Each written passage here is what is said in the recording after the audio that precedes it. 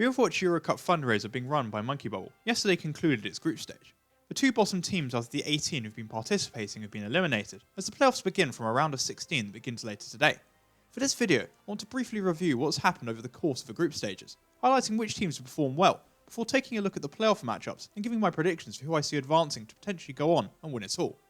Of course, just like last time, I'll be linking everything important relating to the EuroCup Fundraiser, such as the Monkey Bubble Twitter, website and Twitch, down in the description for anyone interested, as so far the support and generosity has been amazing, and I know that both the teams as well as the staff at Monkey Bubble are hugely appreciative for what's been achieved so far, with over $1,122 already been contributed to the prize pool.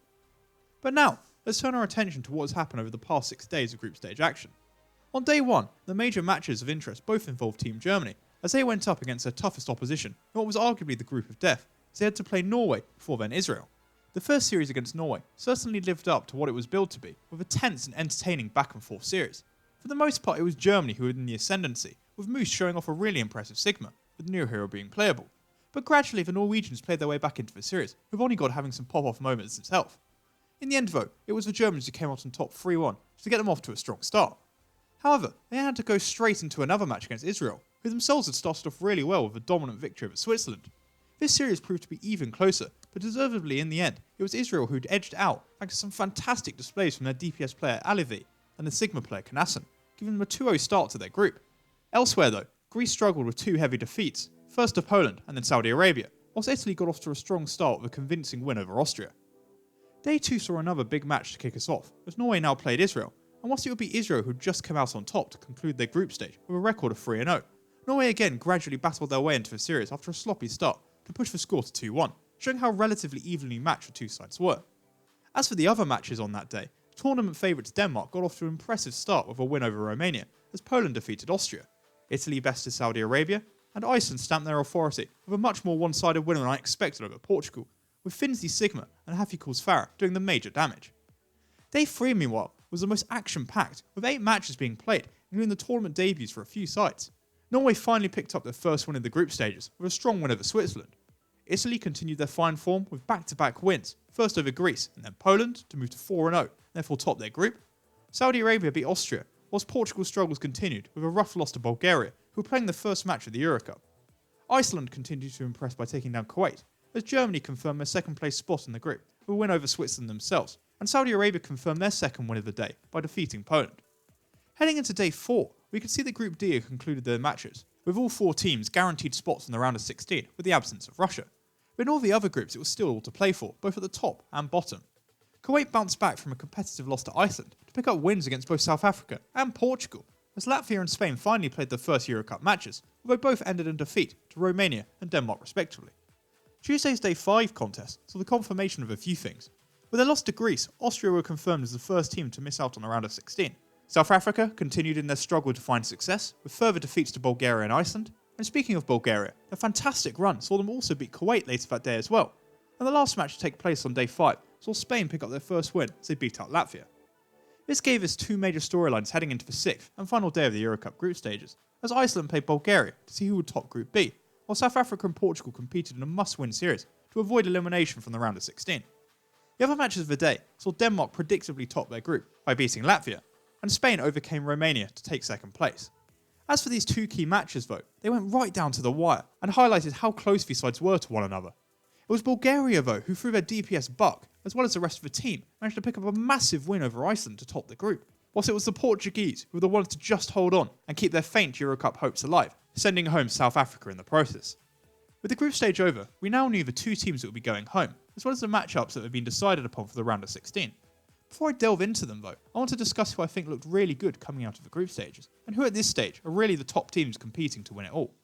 Of course the best place to start is with the group winners. The predictable one was Denmark, who have certainly lived up to expectations so far, with a mix of strong contenders and Overwatch League talent, that saw them simply dominate Group C, and they remain the firm favourite in many eyes to go on and win it all. Israel really impressed me given the lower expectations I had for this squad after we discovered EQA would not be competing for them this year. As I mentioned a minute ago, the 2 players who have been incredibly impressive in my eyes have been Alivi and Knassen, who on DPS Heroes and Sigma have come up with crucial kills in many teamfights, but seen them top in my opinion the hardest group, including Germany and Norway, not forgetting credit to the other members of the team as well, who have been just as important to their success.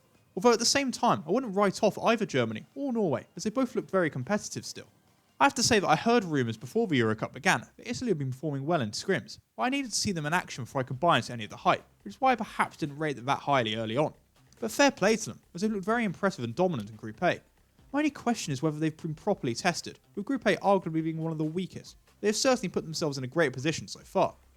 Finally, there's Bulgaria, who I've specifically left till last, as I think they've been one of the major stories of the EuroCup so far. From hearing most people's thoughts and opinions before the EuroCup began, no one even gave them a sniff, with even some suggesting that they're one of the worst Overwatch World Cup teams competing this year.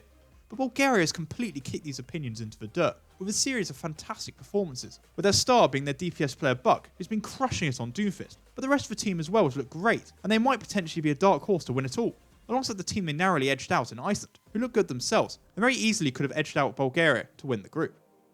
But what about the playoffs, which start today at 6 PM Central European Time, which will likely be just an hour or two after this video goes up? As a quick explanation, it will work as a fixed bracket from a round of 16, with it simply being a one strike and you're out system. Whilst I think it will probably be first to 3 or 4, I can't say for sure, so keep an eye and ear out on the streams, where it will probably be explained. So in the round of 16, the 8 matches that are lined up see Italy play Portugal, Spain take on Norway, Saudi Arabia go up against Kuwait in the Battle of the Middle East, Denmark are set to play Switzerland, Poland versus Iceland, Latvia are against Israel, Greece have been placed with Bulgaria, and lastly, Romania battle Germany. Just going off what we've seen so far, I think there's a definite mix of close contests and likely blowouts. But I expect Italy, Denmark, Iceland, Israel, Bulgaria, and Germany to advance with ease. Spain versus Norway I reckon could be quite close, with it being Spain's first major true test besides Denmark, but I just think Norway had the more talented squad and have been improving over the past week, which is why I think I have to pick them in this one.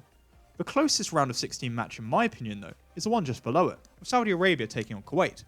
Both teams look quite impressive, and I could see either side coming out on top, but I just like the performance of the Blue Camels Kuwait in their losses to Bulgaria and Iceland a little bit more than Saudi Arabia, which is why I give them a slight edge. At this point, going further is just speculation, but given how the teams have been divided up in the playoff brackets, I think it would be hard to not see Denmark making it all the way to the final, with the toughest test coming against the winner of a likely Italy versus Norway matchup. The other side, however, is all to play for, with the potential for some spicy quarterfinals between Iceland and Israel, as well as Bulgaria against Germany. This is a lot harder to predict, but at this stage I have to go with Israel, due to the fact that they've come through the hardest schedule perfectly and are probably experienced enough to get through some of these tough series as well. This would give me a final on Saturday of Denmark and Israel, and whilst I think it would be close, I still have to back Denmark at this stage, but that's all still up in the air, and I'd love to hear who you think is going to win it all at the EuroCup. Also, I've just found out there's going to be an All-Stars event on Sunday, so check that out if you want to watch a bit of fun involving the players that have been competing at the EuroCup this year.